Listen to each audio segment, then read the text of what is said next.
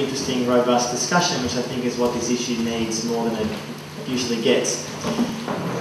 I can introduce myself. My bio is on my book. I'm an independent journalist from Australia. I've written about this issue for a number of years. Written on various places in the US, the UK, and Australia, where I'm based in Sydney. And I wanted to start off by speaking for about 10 minutes about why the book was written, why the reason for the book was written. Phil will then talk a little bit about his chapter and the broader questions about why we feel this time is the right time, the only time to talk about this kind of question, which we feel doesn't really get as much airtime as it should. So the genesis of the book, briefly, was about 3 years ago actually, it was a while ago. Initially the conversation was between Phil, next to me, and Adam Horowitz, who's the other editor of Mondo Weiss, the site many of you I'm sure will know. And the conversation really revolved around the question of saying, this is 2009, so take your mind back 3 years. The genesis of this debate, I think, has shifted, and we'll talk about that, and the book, I think, reflects that, even in 3 years. And in some ways, the idea behind the book, or the idea back then, was to reflect that so much of the conversation in the mainstream press, so much of the discussion is all about a two-state solution. How to get there if only the two sides, Israel and the Palestinians, sat down in a room, they could work out some kind of way forward. And I myself grew up in a liberal Jewish Zionist home in Australia, and I believed that too. In my view now naively, but I believed it as well. It's almost the only narrative to believe. And in 2009, when the conversation began with Phil, Adam and myself, we sort of all said, two states are never going to happen on a practical side, but also an intellectually morally side. That the idea of partitioning a land is problematic historically, but also in a practical sense for, if nothing else, the Palestinian Arabs who live in Israel proper, the fact that they'd be expected to almost to support and believe that Zionism was their ideology, when frankly, that's, in my view, unrealistic to actually expect for them to believe. So, in the end, Adam and Phil wrote the book on the Goldstone Report. Some of you will be aware of that book. So the book morphed into a book between myself and Ahmed, who's a Palestinian American born in Gaza. And without wishing to exaggerate the kumbaya moment there, but it wasn't supposed to be a book that said, here's a Jew from Australia, here's a Palestinian from Gaza, let's make a book about this question. But having said that, both of us came from radically different backgrounds. We came to this question thinking similarly, and interestingly enough, I've been on a book tour for the last month in Palestine and Israel, which I'll talk about later, in the UK, and he and I only met for the first time in London 2 weeks ago. So it shows that we can do a project almost in a modern age online that actually proves that you don't actually need to be in the same room, and I think that really underpins the book itself, that the debate in the US particularly has shifted in the last years, but not because of the mainstream press. There are exceptions to that, there are writers, there are opinion pieces that occasionally get published which challenge a certain narrative. There's a piece this week in the New York Times about the 30-year anniversary of Sabra and Shatila, which was far more critical than would have appeared, say, 10 years ago, in the time. But overall, as Phil and I were discussing before, the focus of that newspaper, if we talk about the Times for a second, is still very much the fact that you have on the front page of today's Times a fawning profile of Michael Oren, who's the American ambassador to Israel, should I say Israeli ambassador to... Thank you. He's so omnipotent, it's hard to remember which one he is. Thank you. But the article itself could have been really published by his press secretary, and that would only happen with this debate in that newspaper. And the idea behind the book was to gather a range of writers, Americans, Palestinians, Jews, and others. Not to all come to a conclusion. This is not a manifesto about a one-state solution. It's not supposed to be the only word about this question. It's about saying the debate about one or two states is over. It needs to be over. To continually talk about this conversation ignores the primary reason why Oslo was engineered in the first place, which would provide political and media cover for extended colonisation. So here we are in 2012, 20 odd years after Oslo, and you have, according to Netanyahu, up to 700,000 Jewish settlers in the West Bank. That's not reversible. That is permanent. You may well be able to remove some here and there. As you know, in 2005, there were 8,000 settlers removed from Gaza, which was traumatic for the Jewish state, but nonetheless, the idea of removing 700,000 people was never going to happen, which of course was the point all along. So the essays in the book come from conservatives, and indeed from more liberals like John Mearsheimer, hardly a radical, talks about very much his own journey. He's the co-writer of the Israel Lobby, a book we'll all be familiar with, talking about the reason why someone like him has gone on a journey to believe, in fact, that a two-state solution is never going to happen, but more importantly, a one-state answer, however it may look, is the only outcome. Other writers, for example, Jeremiah Haber, who's a blogger, a Jewish blogger who lives in Jerusalem in the US, talks more explicitly about redefining what Israeli culture would be, saying that a one-state solution, whatever that might look like, in his view, we shouldn't be ignoring the fact that Israeli culture must not be absent. In other words, the idea somehow that a one-state solution, which of course would be a Palestinian majority state, has to therefore ignore any kind of historical Hebrew-Israeli culture, he feels is a mistake. Other writers, Jeff Halper, who as you know is the founder of the Israeli Committee Against House Demolitions, talks about a federation in the Middle East. There are many other writers. And the idea, as I said, in some ways was to provide, as Ahmed and I have felt, talking about this in a variety of countries, is to say that ultimately, to continually believe that a two-state solution is the answer when inevitably it's one-state solution now. A one-state solution exists in Israel-Palestine today. We're in a one-state reality. It's not a just one-state solution, it's an incredibly unjust one. And very interestingly, and we touch on this in the book, there was a conference about 3 months ago in the West Bank, organised by settlers and others, talking about achieving a one-state solution. Now clearly, that's a different kind of one-state solution that we have in mind. But the point is that the debate within Israel itself, within Jews particularly, and having to spend time there, a two-state solution is rarely discussed. It may be, if you ask the average Israeli what they think, they may well say, yes, it would be great to separate the land, but there is no serious pressure for that to happen. And in fact, there's no really serious left movement, there's no serious peace movement at all. There's no peace movement in Israel. There are groups that are doing peace work.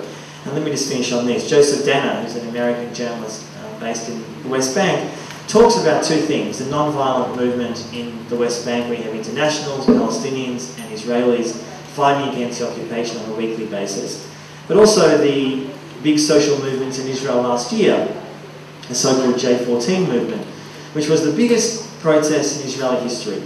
And despite the fact that it was the biggest in history, as he very cleverly notes, the occupation did not exist. It was invisible.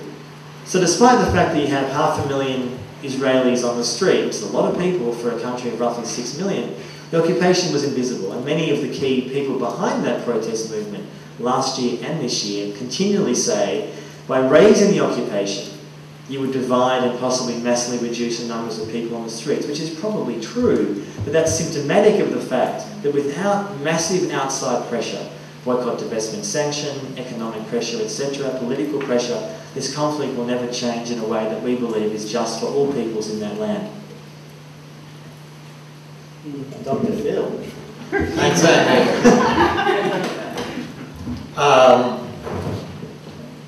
Thanks for coming. Well, I want to say a little bit about why I got involved in this project, which I think addresses the Jewish identity piece. Now, I was actually in this space when I came back from Gaza 2 years ago, or 3 years ago, and we got into the Jewish identity piece. I was, my roommate in Gaza, Samer Abu-Elela, was also on the panel. He's an Egyptian American, and Samer felt, I always mispronounce his name, excuse me, that the Jewish identity piece was a sideshow. He would always say, it's a sideshow, Phil, it's a sideshow, I don't care. And I would say, you may be right, but you know, I'm very involved in my community. I have to figure this out. And I think it's a powerful community in the United States. So I'm going to be engaged in the Jewish identity piece. I don't know how long I'll be engaged in it, but I'm going to be engaged in it. And this book, actually, one of the reasons that I wanted to do this book is that I was looking at Tony Kushner and Elisa Solomon's book of a few years back called Wrestling with Zion. And that was this effort by, I think it was mostly Jews in that book. Was it only Jews? Okay. So it was sort of, you know, under this kind of blanket. Have you ever seen a dog under a blanket trying to get out from under a blanket? You know, it's Jews under the blanket trying to figure their way out of Zionism, that book. And part of the impulse that I had around this book was, well, this is after Zionism. What's next in terms of ideologically this issue has been resolved? Zionism hasn't worked out. It's like communism, or the way communism, this ideology just did not work out patently. We can talk about that tonight. We will talk about it. But, so my impulse was, well, what's next? You know, what's after Zionism? And I confess that in recent weeks, I feel much more bleak about this whole prospect. I feel that my community, to reflect on my impulse and the Jewish identity piece, I guess I just really feel that my community, my original community, the Jewish community, is just screwed on this question, and by and large. And in fact, Antony mentioned Joseph Dana's piece in this book. And there is a comment in Joseph Dana's piece, and he's writing from Ramallah, and he's writing from the heart of the struggle against the occupation, and the ways that the occupation is going on and just destroying people's lives on a continuing basis. And Joseph says, yes, there were Israelis who came out to these demonstrations. He says, in essence, they'll always be token. There's a collective society over there, and that society is collectively embarked on this project that's Zionist and expansionist. And I confess, when I read that, and when I talked to Joseph about it, who knows this situation better than I do, I have a lover's quarrel with that question. We all have to struggle in our lives with this issue of collective responsibility. We all, I think, deal with this. We've dealt with it around questions of, you know, responsibility for suicide bombers, and when it comes to Islam. And we know that collective responsibility is a false understanding. We've dealt with it around German society. And now we're dealing with it around Jewish issues around collective responsibility for Zionism. And I confess that the Joseph part of me, I refuse to assign collective responsibility. I think that that's morally an error. But I also am beginning to feel that it's, as someone who came to this, I should back up, as someone who came to this eager to engage that community that was under the blanket, eager to struggle with them, because they're the family and the community that I came from. I'm a man of the world, I've grown up, I'm in my late 50s now. Here's this community that is profoundly wrong in the historical choices it's made in terms of its organizational and community life. I want to be engaged in with them. I want to help them understand the error. And I think that leaving aside the egotism of that kind of statement, you know, something happened. I'm going to tell an anecdote now. We all like anecdotes. I love anecdotes. I was at a party last week in my little town in the Hudson Valley. And my wife had invited, she knew the people. It was my wife's friends. And my wife's not Jewish. And I made the assumption that it was an unconscious assumption that I would not be seeing Jews that night. Is that something you're wishing for, or just thought it was going to happen? Well, I'm sort of giving away the punchline. But no, I love seeing Jews. I mean, tonight some of my best friends are Jewish. Yeah, including Antony, whom I've known now for 5-6 years. So anyway, I went to this party, and some people wanted to talk to me about the website that I work on, and mondoweiss.net. And they were, they were typical of sort of liberal Americans, non-Jewish, who have felt inhibited about engaging on this question. Privileged people living in the Hudson Valley, I would say probably Christian. And a couple of these people I was engaged with. And they were saying, you know, one of them said, I read this article about the peace process and just how bleak and all this, and I was saying, well, I told them about the last time I'd been out to Israel and Palestine. And I had, I was staying at a place where UN people stay. And there was a woman from Spain there who said, and I was leaving, and I said to her, I was very friendly with her, and I just hugged her goodbye, and I said, every time I leave this place, I feel bleaker than ever. I just bleak feelings. And to spend time in the occupation, year after year, even the 1 week I'll spend there, is just extremely spiritually draining. To see people who are making no progress, who have been, whatever you think of Oslo, it just has worked out so badly for these people. And to be deluded about progress again and again, and to be told by the world. I mean, we have a great essay in here by Sari Makdisi talking about the power that Palestinians now have globally. It's true. There's enormous moral, political, emotional, spiritual power that these people are now developing in the eyes of the world as a kind of a brand of the next, you know, valiant struggle. But to be there and to see the occupation is very dispiriting. So I said to her, you know, I just feel bleaker than ever every time I come out here, and even afraid. And she said, yeah, my friends back home say, when they see me, they say, what is the peaceful resolution of this conflict? And she said, I have to tell them, there's no peaceful resolution of this conflict. And that is clearly the feeling I've had the last times I've been out to the occupation, is there's going to be no peaceful resolution of this conflict. And as I was relating this at this party, back to the scene in Hudson Valley, I was relating this at this party, and a couple of people were were interested in my views, and at that point, a woman whom I had not noticed at the party suddenly said, my friends and family in Israel aren't despairing. They think things are really fine out there. Their lives are fine. And the only thing they worry about is the rockets from steroids. And I was taken aback because I had made this unconscious assumption, this racist unconscious assumption, that I wouldn't see.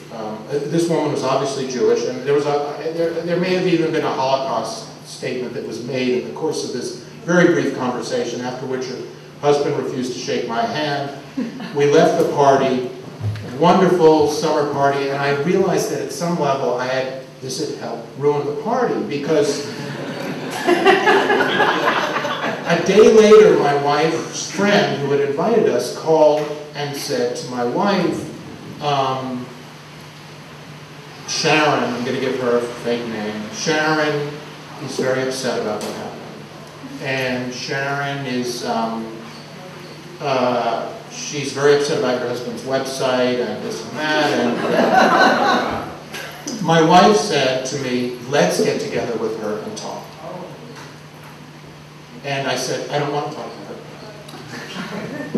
And my wife said, this is a reflection of my new attitude. I'm sorry, I'll get this anecdote and then we'll turn it over to questions. But I'm getting at what I think is important. I think is important. My wife said, she's not informed about this question. You know about this. You should engage with her and talk to her. And I said, she is informed. Anyone who says what she said to me is informed. And it reminds me of the time I went to Hebron with Breaking the Silence, the Israeli veterans group. And we're seeing these horrible conditions in Hebron. It was all Israelis. And I turned to it was my first time to the occupation in 2006, and I turned to this Israeli and I said, what do people in Israel think about this? And he said to me, they don't know about it. And at that point, a woman in Maxim Watch who was on our Matson watch, goes out to the checkpoints every week. She turned on him and said, "They don't want to know." And that comment was seared in me. It resonated. I didn't understand it when she said it in 2006. So when my wife came into my office the other day and said, "I want you to go have a dialogue with her," I quoted that episode and said very angrily, "This woman does not want to know. I am not going to waste my time." Now, in the interest of, and I'm a very volatile person, as you can see, and I'm not, it's probably best that we not play this talk. And in any case, my wife talked to her friend, and her friend said, "Well, why don't we have a dialogue with the three of us?" So my wife went over to see this person. And beforehand, she took out this, the little maps you see. I don't know if you've seen the postcard with the maps of Palestinian dispossession, the 4-part map. My wife doesn't know the issue very well. She's been out there once. Her response to the two-state solution, I'm just telling you, her instinctual response was, "Well, that's where they like, you know, the will says you get the mansion and you get the toilet out back. You know, how fair is that?" She did not, she shares the one-state program more than I do in a sense. So she got these maps, and then she got this backgammon set that we had gotten in Bethlehem for $25, this inlaid backgammon set. And her response to Bethlehem was, where you buy these things for nothing and these people are badgering you to buy stuff, you're in a prison. You are literally in a prison in Bethlehem. And she said, she started buying these things because she said, they're making these things the way that prisoners make license plates. So I'm going to take them. So my wife's response to these things is very instinctual and humanist, and she thought that she could go talk to this woman. And she did. And 2 hours later, I saw my wife out on the patio smoking a cigarette and drinking. And she said to me, "You're right." She did not want to hear anything I had to say.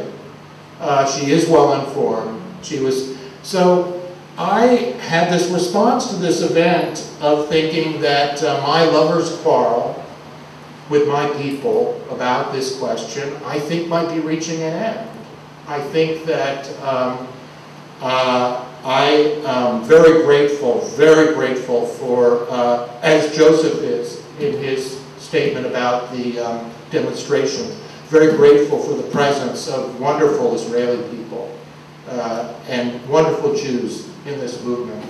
And that period in my life where Samer would say, "This is a sideshow," or where Adam Horowitz, my partner at Mondo Weiss, who is much more the left-wing kind of cadre over the years than I am, where he would say, "I don't want to go and hear the hand-wringing about Jewish identity." And that was all I wanted to do. I wanted to hear that hand-wringing about Jewish identity. I think that I'm at a place now where that chapter might be over for me. And it's with some grief that I say that. I think that this movement has to be much broader. And Jews have had a very important role historically in creating Zionism and creating Israel and creating the problem. But I guess I feel now that my community, I want to be engaged in that community, and I really want to be engaged with Jews, but that kind of intense struggle I've had with that community, I think might be reaching an end, and happily that might be happening as other Americans are also engaging on this question in a much more engaged fashion. Let me just say a few things just about that and before we open up to questions. I think one of the reasons behind the book very much, and I'm speaking as someone who is Jewish and has also been involved in almost insular conversation within the Jewish community, that it was a conscious effort on both Ahmed's and my part to not have a conversation just with Jews. I think we have to really be very careful about this, and I think what Phil is saying in some ways, though we're a different generation, I kind of agree with a lot of what he says, not all of it, that there is it's very easy for Jews to feel pained about the question. It's easy for Jews to say, such as me, such as Phil, such as others in this room, what Israel is doing is outrageous and it's terrible and it's wrong and it's immoral and it's crazy and it should stop. That's true, and that's an important position to take, and within the Jewish establishment itself, those voices are far and few between. It's almost like the most radical position we can have in a mainstream sense, which is still condemned, is someone like a Peter Beinhardt, who wrote, as you all know, I'm sure, The Crisis of Zionism recently. And his position in some ways is pretty conservative, but the Jewish establishment position is seen as pretty out there, and that's why he's been condemned by many of those figures in the last 6 months. But it's an indulgence. It's a complete indulgence to talk about Jewish suffering in an age where, certainly in my country, in the US, and most of the West, Jews are not suffering. There's anti-Semitism, it exists, it's real, it's a problem, it needs to be dealt with. I'm not ignoring that. I've suffered it in a small way myself over the years, most Jews have. But we're not talking about pogroms down the street in New York. We are talking about pogroms in Jerusalem and Tel Aviv against Arabs and black Africans by Jews. That's what we are talking about.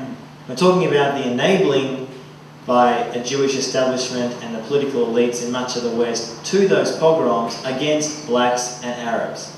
Your money and my money is supporting those kind of actions. That is what we're talking about. And one of the reasons that we did the book, amongst many others, was to address the fact that it's too easy, and Ahmed as a Palestinian in some ways doesn't not care about Jewish identity, but doesn't really care. And why should he care?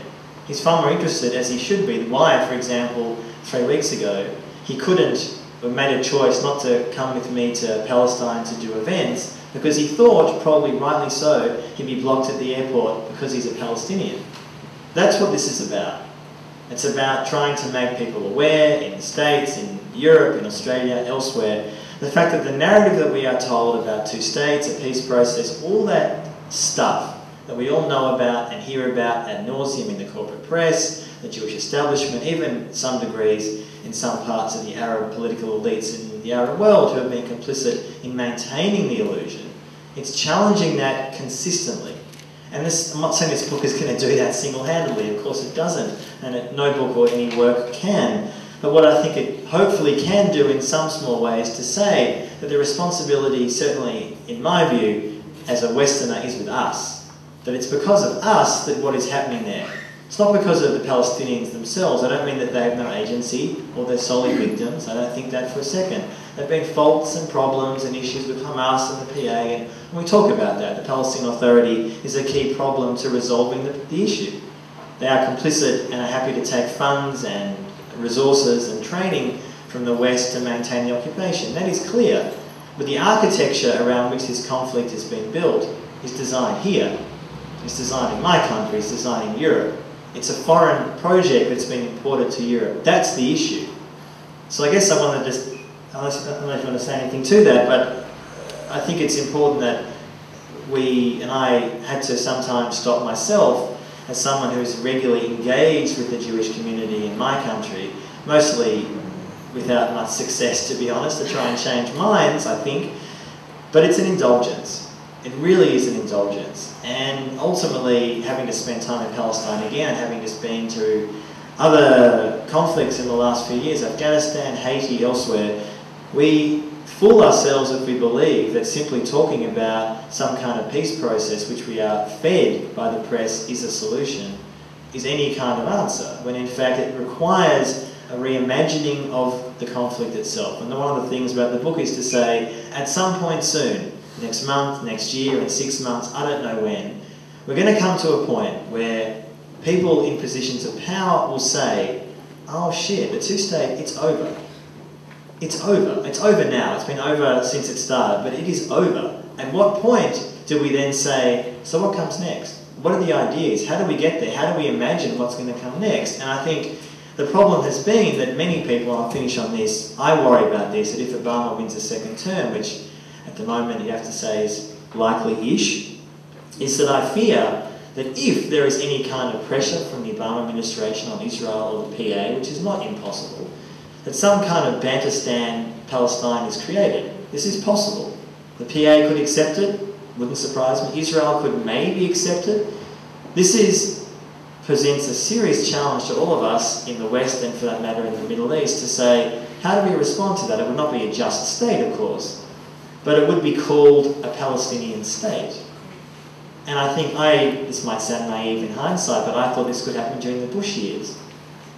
That it was conceivable that something is created that's called Palestine, that Palestinian representatives and the Palestinian Authority say, this is our state. Israel accepts it because they think, well, it's not ideal, we have any state next to us, but it's so weak and demilitarized that we'll accept it anyway. That's going to be a challenge to all of us. So if we come to the point where in the next 5 years, 2 years, 3 years, it's officially recognized by the Jewish establishment, the very troubling J Street and others, that two states are over, what comes next? And how do we imagine that? And this book is one small way to try and address those questions. The only thing I'd add to that is, of course, this is a period of, to be cliched, you know, this tremendous change in the Middle East, as Netanyahu reminds us all the time. And anybody who thinks that change, that Israel and Palestine are somehow exempt from this upheaval, I just think that's crazy. I mean, again, Netanyahu fears that, but we're seeing these revolutionary, essentially democratic forces. I regard them as democratic forces, asserting themselves. And we're seeing the popular will at last being expressed in some of these societies that have been locked down for generations. And the Israeli piece of that is that people are very aware there of the inequities in that society and the structural imbalance, instability, and oppression in the apartheid in the occupied territories. They know about it, and people in this country don't know about it. And that's a real, Antony talks about that in his essay, that is a tremendously dangerous situation. And that's one place where I think Peter Viner, I admire what he's done, is that he's trying to bring some of the news to the American discourse. And by the same token, this is why I support boycott, divestment, and sanctions, because I think that the likelihood of violence is so inevitable there. I mean, a friend of mine in Jerusalem recently, who was appealing to me to become a cultural Zionist, said... was he paying you for that, or was it like a monthly sort of fee? He was asking me to honor the achievements of Israeli society over the last 60 years and more. And I don't, and in fairness to him, I could just nod my head because I don't know about those cultural achievements. There are obviously, you know, cultural achievements in that society, and restoring Hebrew, whatever, you know, that has been, you know, it's a historic thing that they restored Hebrew. But in any case, he was, I'm not going to be a cultural Zionist. I just don't, I lack the wherewithal. It's just not my story. And, but he was saying at one point, in despair, there's a 10% chance this place doesn't become Bosnia. And I agree with him. And I agree with him on behalf of Palestinians and on behalf of Israelis. And that's why I think that incredible pressure is, I mean, pressure is needed to convince these people that the powers that be, that they are, it's an inequity, it's unsustainable. Hillary Clinton says it all the time, it's unsustainable. Well, let's... She says many things about a lot of things, but yeah. She does say that. But I just want to say one thing just finally, that in terms of the BDS thing, that when we did one event in Ramallah a few weeks ago, in Palestine, Omar Barghouti, who's in the book, and for those of you who don't know, is Palestinian and a key person behind boycott, divestment, sanction movement, and he was saying in a very encouraging way that increasingly Israeli concert promoters are having to pay 2, 3, 4, 5, 6 times the amount normally they pay to Western musicians to come to play, because growing numbers of musicians and others are not coming because of pressure, because of boycott, divestment, sanction. Now, one of the important things that says is not that suddenly musician X doesn't play therefore suddenly Israeli occupation crumbles. Of course not. But what it does, and I saw this when I was in Ramallah, and it's worth mentioning this briefly, a documentary called Under African Skies, which is about Paul Simon and his album Graceland.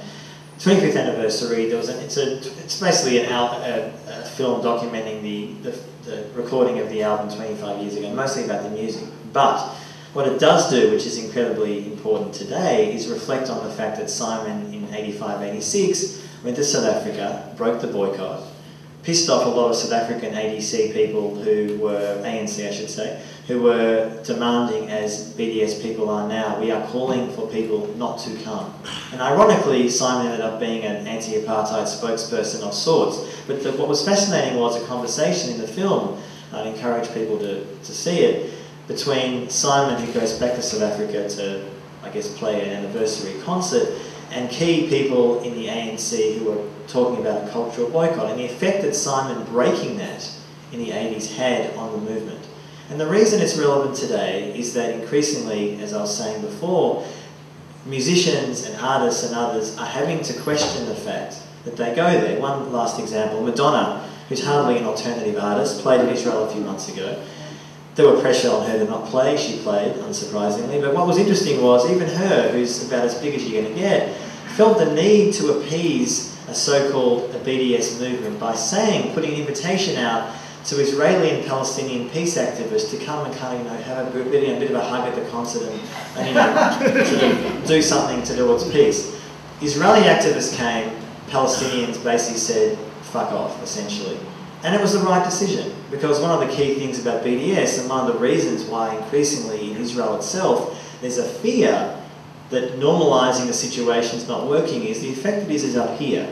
BDS mostly is not about, it's about economics, but it's also about psychologically affecting people feeling isolated. And you know that when someone like Madonna, as one example, feels the need almost to sort of give lip service to some kind of equality between Israeli and Palestinians, when clearly a key point of BDS is against normalisation. These two sides are not equal, which is an obvious thing probably in this room, but a lot of people outside, when you speak to them, as I'm sure we all have, say, if only the two sides got together in a room, things would be okay, when the two sides are fundamentally unequal. So, questions?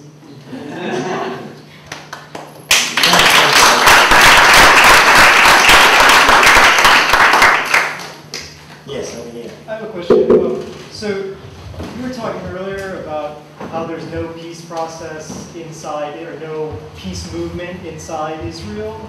And then obviously, after the Democratic National Convention, you can see like between both parties in like the main, American political system, there's no interest in any sort of peace process.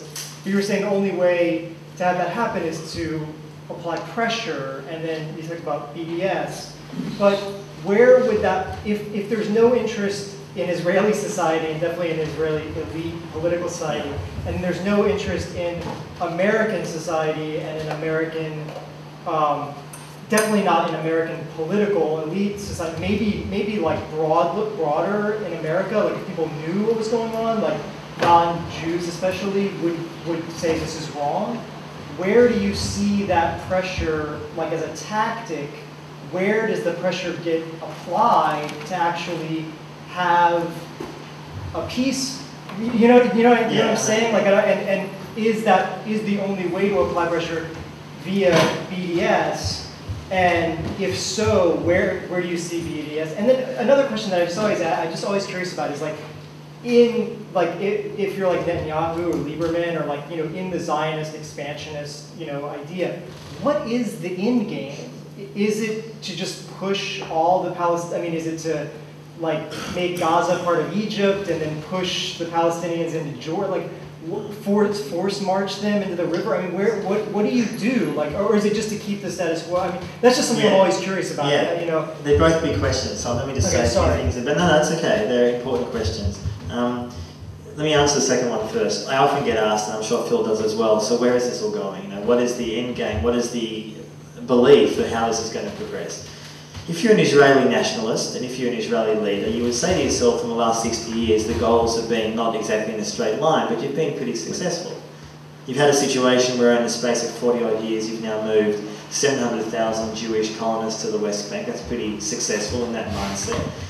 People often ask, is that permanent? As I said before, it's not irreversible. I don't think it's permanent forever, but certainly for the foreseeable future, nothing is really stopping it. So yes, it's permanent of a sort. I think the end goal in some ways, and this is one of the reasons that Ariel Sharon decided in 2005 to pull out of Gaza, so we have been told by various documents, is that the sense was that he felt there was a degree of pressure coming from the US to try and do something about the Gaza situation. Gaza did not have any biblical connection, so to speak. Samaria certainly did. And in the West Bank, the idea was you fortify West Bank settlements while pulling out 8,000. In the scheme of things, that was a minor impediment. And that was done, in inverted commas, successfully. There are obviously a lot of people who now criticise Sharon for doing that because of the occasional rockets that come over from Gaza into Israel proper. The end game, to me, I don't know if Phil agrees with this, but is very much, there is no, in my understanding or view, having read about this for a number of years and written about it, is there's no kind of definitive plan that says where this is going in 20, 30, 50 years. But it is, in some ways, I think, to say that we will keep on colonising as long as we can. The end game is as long as we can keep doing it, as long as we're being indulged by particularly the US to do so. Just briefly on the other question, how do you find a constituency in Israel or the US to try and change the political reality? I think one of the ways one does that is I think the example of South Africa is instructive here. The situations are different, but there's also similarities. That the pressure that was applied eventually against South Africa economically, including from the US, although that was very much in the last minute, was to say to a country like South Africa, and we are a way away from that with Israel, but as an example, you have a choice. You can continue behaving as you will. We're not going to invade you if you don't change. But you pay a massive economic price for doing so. Now, Israel in some ways is very tied into the global economic system. It's supported and indulged by the EU. The idea that the EU would be an alternative political pressure force sadly has not come to pass. But to me, one of the things I think that is happening in Israel increasingly is a sense that BDS is having an effect mostly at the moment psychologically. It hasn't had a profound effect economically. That's a start. We shouldn't forget, people often, like all of us, are very impatient. South African BDS took decades to get to any point of change. BDS call was put out in 2005. We're talking 7 years. Now again, profound changes in the debate have happened in 7 years. The idea that you had, for example, 2 years ago, leading musicians, Elvis Costello and others, pulling out and playing in Israel is something. Again, doesn't bring down the situation, doesn't solve the problem. I think it provides a degree in Israel in the short term to lean more to the right, to be more sort of bunker mentality, to presume in some ways that we must keep on doing what we're doing in hardened positions. But if there starts to be economic pressure, what you'll find, I think, is that because so many Israeli Jews have foreign passports, many do, that the sense is if they feel like two things, one, economically they're suffering, or two, not unimportantly, which is happening, a very strong, growing Orthodox Jewish minority that is really trying to impose, some of them at least, a Taliban-style government. That's what they want. Obviously not Muslim, but Jewish. In Israel. That's a minority view, but that is an increasingly powerful view in Israel. Those forces have been very, very clever. I don't think as I agree with them, but in other words, the so-called secular, liberal, left, call it whatever you want, position in Israel, which in theory is a majority, have been politically useless. Useless. So ultimately, if Israel is looking like it's moving towards a country which is more fundamentalist, you have regular pogroms, I think it's quite likely that growing numbers of Israelis will leave. To the US, to elsewhere, to wherever. I have a couple of things to say, so thanks for asking those great questions. Every time I went out, a few years ago, every time I would be there, I would be asking that question that you had to my activist friends. What can they be thinking? This is crazy. How are they going to resolve this? You know, they've eaten this whole, and I think one of the great answers I heard was, or great, nothing's great about it, but some of them are actually messianic and think that God will take care of it once we have the whole land of Israel. So there is that strain of belief. And then I think, I don't really know the answer, but I think one other thing that you can't leave out is the possibility of we can get away with ethnic cleansing again if there is a certain type of provocation. It's more gradual now. It's more gradual rather than pushing out 500,000 people. You push people out gradually, which is what they're trying to do. And then on the American piece, I just want to emphasize, partly because I see politics, I'm an older generation, I do see politics with my Jewish story and a Jewish story. I really want Jews involved in this. I think Jews are going to be involved in this struggle. So it's not just about Jews.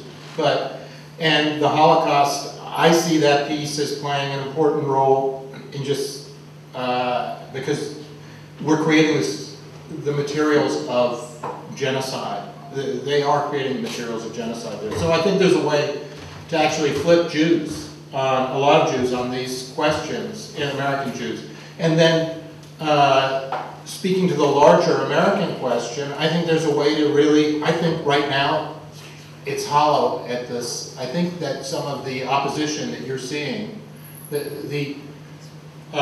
consensus that you described is very hollow. And this is a very hopeful view, but it's a very hollow consensus, and it is Romney and Obama, and it's the elites. But if you watch that, Carl and I were talking beforehand, that floor demonstration at the Democratic Convention was an astonishing moment. That surprised me. It surprised a lot of people to just see Americans, obviously politically sophisticated Americans, but not self-selected on this question, rising up and saying, no, we are not going to have this shut. It was a really remarkable moment. I think the degree of education that's happening in liberal America around this issue is we're all contributing to it. And that's where I'm a romantic about the Jewish engagement on this question at some level, ultimately, and Jewish liberal. My ancestors have played an important part in liberal movements in this country, and I'm romantic about left liberal engagement on this question in America. This situation defies any, look at the great things we've done in this country on civil rights and human rights in the last 50 years. That movement has to come to this issue, and I'm really hopeful about it, and that Democratic Convention gave me more hope. Other questions? Yes. Just a quick question, just to clarify that comment about the floor vote. You're talking about the people who said no to adding Jerusalem back in. That's what you're. They took when they were putting Jerusalem back on the platform, they asked for a voice vote. And the people who said no, that's what. And they thought they would get an overwhelming aye, but it was equivocal. Okay. It seemed very clear that it was they had to ask for the vote 3 times. Right. Okay. Yeah, okay, but that wasn't my. Okay, thank you for clarifying. Certainly. So my other question actually was about Anthony's comment about the very troubling J Street. Yes. So what's what I mean by that? If you could clarify, is it troubling because they're supporting the two-state solution, or sort of the status quo? Because I wish I could remember who, supposedly some Israeli peace activists said to somebody from J Street, "We've been waiting for you." Amos Oz said. Okay. That is I've been waiting for you. I heard him say it, but it was months ago, so I don't remember. My mother told me. Okay. Okay. So I appreciate that, but sort of the corollary to that is, to me, I agree with you on that, but it seems like it's still really important for us to have a counterbalance to AIPAC. So even if it's like only incrementally moving towards a reasonable solution, it's like you're saying it's not good enough, but isn't it even something? I would say that I went to their first conference a few years ago, not as a participant, I was there as a journalist. 2009, was it, or 10? 2010. I think it was 2010. And undoubtedly, I was encouraged by the fact that they were alternative to AIPAC, their message was a bit more liberal, that was trying to open debate. Important, all important. Spending a bit of time with Jeremy Ben-Ami, who, for those who don't know, is the head of the organisation, there's actually no vision there. There actually is no vision. The vision essentially is Obama's going to bring us the solution. Now, maybe when he speaks privately, at his pillow to his wife, he has a different view. But the fact of the matter is, he has no answer. Now, I'm not saying that I have all the answers either. I don't say that for a second. My point being that, and I say it was troubling, 2 reasons. One, that they've hitched their entire, really, message to Obama. And that Obama somehow all their messaging, which I see constantly, is about providing support to an administration that's only really allowed and indulged Israeli colonisation. But secondly, its position on Iran. And we shouldn't forget about the Iran question. We haven't really talked about it tonight. Now, they're not saying like AIPAC bomb tomorrow. They're not saying that. But what they are saying consistently is put insane increasing amounts of sanctions on Iran, which have no evidence in any kind of historical example that I can think of, that sanctions have actually worked to bring about some kind of political change that's positive. You can certainly put sanctions on countries to hurt the average person, which is what happened in Iraq and elsewhere. So, to me, I think J Street undoubtedly is playing a very delicate game. I understand that. Do I think it's better they exist than they don't? Probably yes. But I think ultimately their problem has been that if they are troubled by the fact that they actually are arguing, on paper, the position is the same as AIPAC. Exactly the same. Two-state solution. AIPAC believes in a two-state solution too. Now you might say one is more serious than the other, possibly. But ultimately what J Street also is saying, this I think is where liberal Zionism fundamentally is flawed, is they still believe in Jewish privilege over Arab rights. That's what liberal Zionism ultimately is going to be about. That's I think what Peter Beinhardt in some ways believes as well. So despite the fact that often the rhetoric is far nicer and kinder and believes more in kind of talking words of peace rather than war like AIPAC does, to me the end goal in some ways actually is as confused as AIPAC is, but done in a different way. I have a response too. I just want to say that I was a little bit present at the creation I observed some of the creation of that movement, the J Street movement. And my partner at the time, Adam Horowitz on the site, said to me, Phil, we have to prepare ourselves for the possibility that there's going to be a handshake on the White House lawn in the Obama administration. This was in 08. And I, you know, and I didn't want to say publicly, I mean, I'm such a waffler on this issue that I was grateful for the, if that were, he said, what are we going to do if that happens? And my own thought was, if that happens, you know, I want anything to end this conflict. That's what I want. And Norman Finkelstein, that's what Norman Finkelstein, don't you want an end to this conflict? And the reason that he said that Adam said that, is that at the time, J Street was saying, in so many words, we are going to drive a wedge on settlements. And Obama is going to drive the wedge on settlements in the political process, on the occupation. And I was in Cairo in June 2009. I was in the hall and heard Obama say the settlements must end and the humiliations of the Palestinian people. So that political climate created a sense of possibility around the things you've said. They were utterly defeated in ways that we did not anticipate. And I think that the simple answer to why they were defeated, apart from the fact, I mean, God knows the left wasn't helping them. Okay, I'll admit that. There were people on the left were not exactly, you know, going out and doing, you know, J Street dance. Yeah, but I was giving them a little, I have to say, I gave them some support in this kind of waffly, soft way that I have.